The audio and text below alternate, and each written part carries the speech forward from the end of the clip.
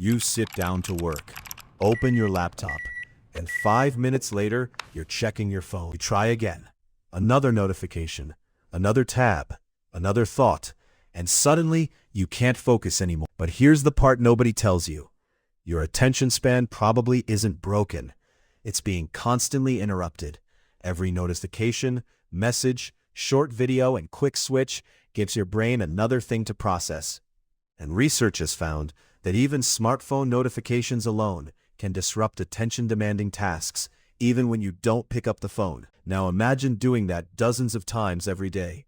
Your brain gets used to switching, so when you finally sit down with a book, a difficult project, or something that requires patience, there's no notification, no instant reward, no new stimulus, just silence.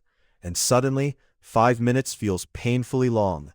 And suddenly you might think, I'm lazy, I have no discipline, I can't concentrate anymore. But the real problem may be that you've trained your attention to expect constant stimulation. Here's the good news. You can train it back. Don't try to focus for 3 hours tomorrow. Start with 10 minutes. Put your phone somewhere you can't see it. Turn off unnecessary notifications. Choose one task, and when your brain tells you to check something, don't immediately obey.